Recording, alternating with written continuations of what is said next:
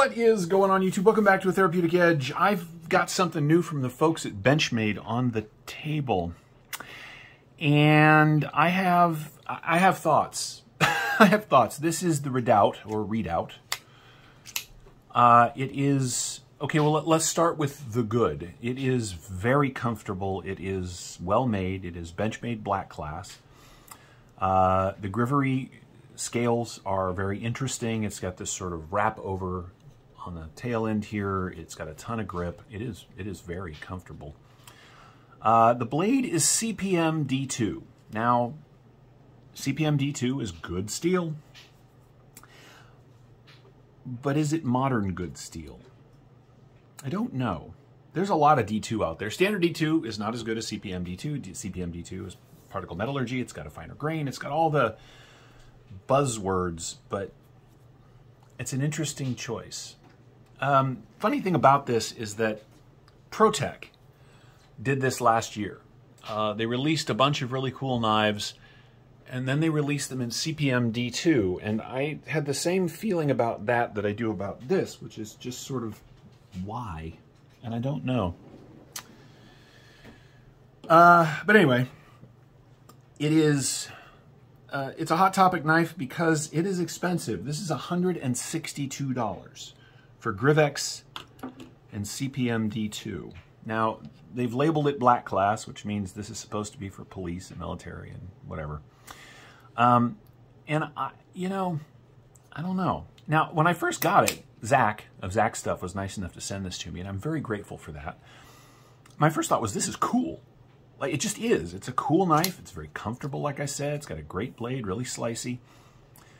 And then the sort of reality of it kind of settled in. Okay, so here's the thing. This still exists. This is the Benchmade Griptillion, an S30V. Now, this one has aftermarket scales on it, but the overall dimensions haven't changed. This exists, and because this exists, I find myself wondering, what is that for, if that makes any sense? Like, they came out with the tagged out, and a lot of people complained it was too expensive, but I really like it. It's a big, beefy version of the bug out, and I think that's cool, and I'm 100% on board with that. But this thing, I just don't understand where it's supposed to fall in the sort of field of userness, because this exists, and if you look, I mean, they have identical cutting area, very similar in shape and design. I don't know. Now, again, when I got this thing out of the box, I was like, this is cool. It's light. It is light. It's very snappy. It's, again, super comfortable to use, cut with, and carry. It does have a first from them, which is a really nice deep carry clip, which is reversible, which is very cool. And because it's their axis lock, it is fully ambi at that point. But you can reverse this clip as well, making the Griptillion also fully ambidextrous. And at $126, the S30V grip is, well, cheaper. So, I don't know. Here's the other thing. For $170 is $160, right? Okay, so for $126 right now, you can get a Griptillion. For what are these things coming out at? About 170 bucks. This is not the standard RSK MK1 from Hogue. This is the Magna Cut Sprint, but other than that, it's the same. You can get one of these in CPM 20 CV for $170, so for $8 more. If you don't like either of those choices, you can get a Manix 2 for $175 in S30V, which is the same as this. Oh, you can't see that really. And if you don't like that, I mean, you see where I'm going, right? You can get yourself PM2. Right? What is PM2 right now? PM2 is $172. So this is 175, this is 172. This knife is up against some really, really strong competition and company. And I don't get it. If this knife was less expensive, I could see that, right? CPM D2, Grivex, right? But even Spyderco charges considerably less for their plastic-handled Manix 2. And that's kind of what Benchmade did here. They made a hell of a knife, but then priced it as though it's supposed to compete with stuff that's already too expensive. Okay. Those are my initial thoughts. Let's get to the rest of the knife. All right. The Redoubt, or Redoubt, depending on how you want to say it, is, as I've said, a well-made and well-sorted cutting tool. The CPM D2 has an excellent coating on it. It is very sharp out of the box. Now, this came from Zach, so I know it came to me basically new. The Grivex comes in this kind of cool green and dark gray, which I don't generally like a lot of color on my knives, but this does look very cool. I like it. It has great construction. It does. Does have some liners in there that run out to about this screw, I think, on either side. It looks like the rest of it is unlined. This piece fits over the back, making this a very secure and sort of locked up, you know, there's no wiggle back here. You can compress it just a little bit because it's Grivex. The action, of course, is, well, very good. But that's Benchmade. I mean, they have solved whatever that was a few years ago, and I have yet, at this point, with something like 16 or 18 Benchmades, I have yet to get one that was not really nice out of the box. Let's get some specs out of the way.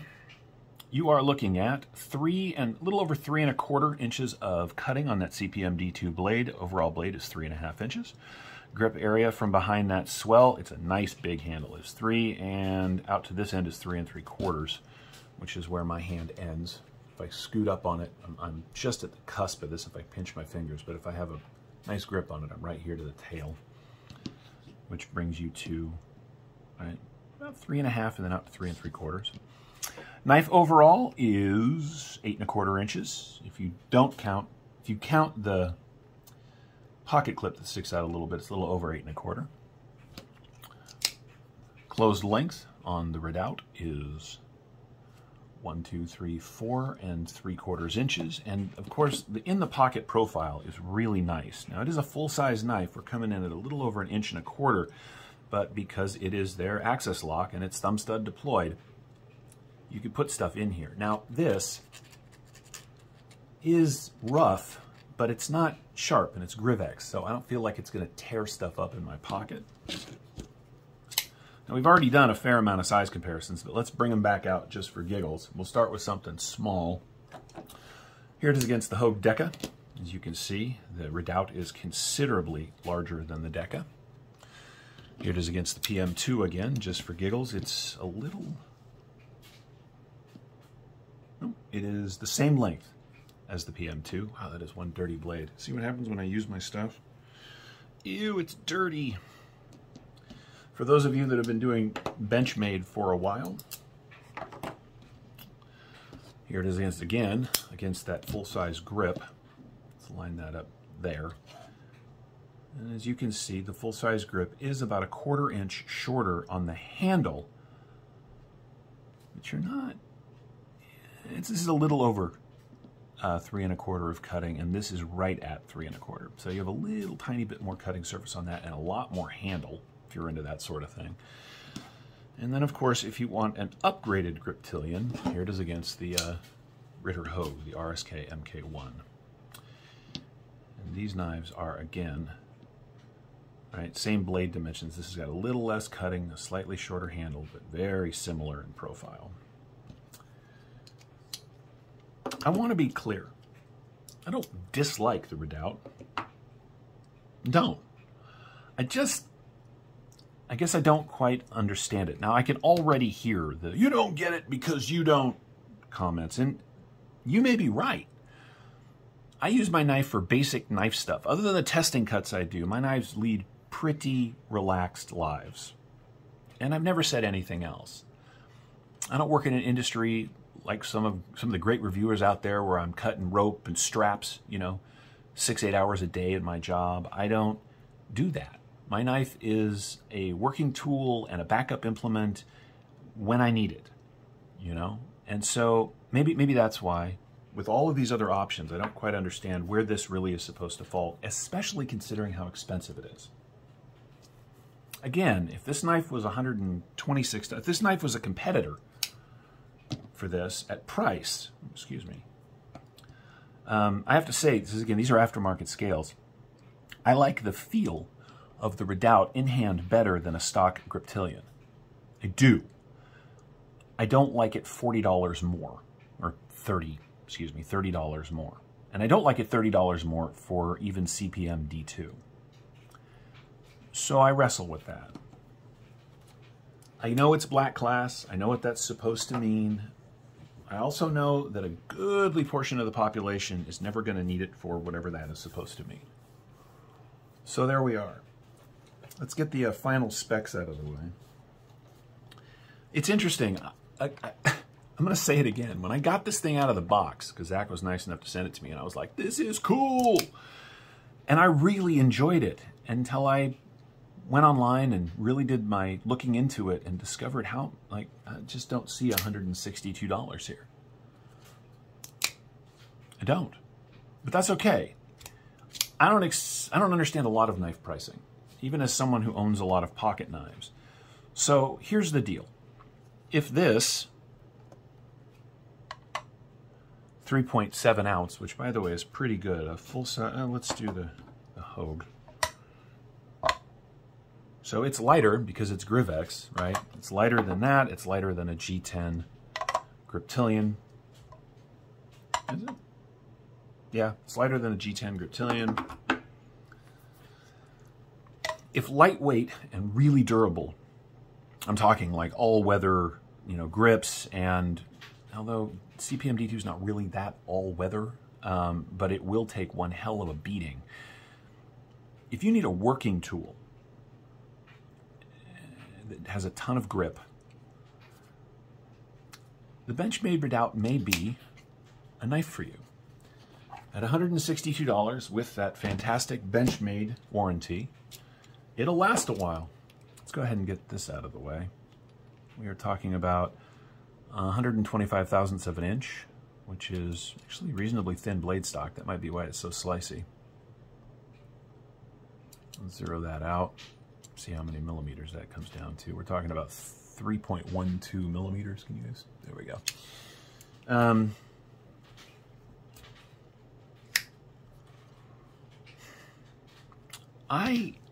Okay. No, I'm just going to say it.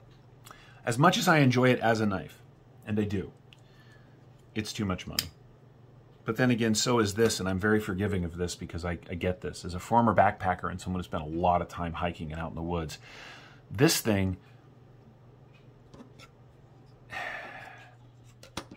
makes sense because it weighs next to nothing. So what you're giving up in a slightly less high-end blade steel, I guess, and making up for in the fact that this thing is a feather. This is not light enough to qualify for that, and it's not all-weather because of the CPM D2. Now, this coating is going to help a lot, but you're still going to have to do more maintenance on this blade than you will on the S30V blade. Now, you may not have to sharpen this thing quite as often, but I got to tell you, I would much rather strop an edge than take rust off a blade.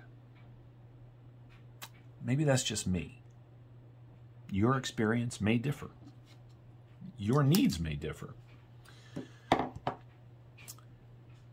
If this was $145, $20 more than the old Griptilian, I think that I would see it as a direct competitor and maybe even a replacement. And considering a lot of grips come with Grivex, they do make them, that would make sense to me. And in that case, the CPM D2, which is definitely a tougher steel than S30V, tougher being takes abuse better, this would start to make sense to me. But at $162, this is competing directly with a lot of really good knives that, and let's face it, $170 is mid-range at this point for knife prices. It's okay. The Benchmade Redoubt is a well-made, interesting design from a good company that I like. Some people have, I don't care. I like Benchmade. I just don't quite understand this knife, and that's where we're going to leave it. I can't love them all. As far as I'm concerned, if you want something that's this reliable and this durable, get yourself a Hogue RSK MK1. If you want to stick with Benchmade, right now you can go out and get yourself the G10 grip for $126. And that's where I'm going to leave this. Thank you, Zach, very much for the opportunity. I do appreciate it. I know this sounded really grumpy for me, but I've been wrestling for a week now with how to talk about this knife in a way where the fact of how much it is didn't sort of piss me off, and I couldn't find it. So there we are. The Redoubt is everything I like about a Benchmade, except for people who call the butterfly tax. It's just too much money. Anyway, guys, thanks for watching. We'll see you next time.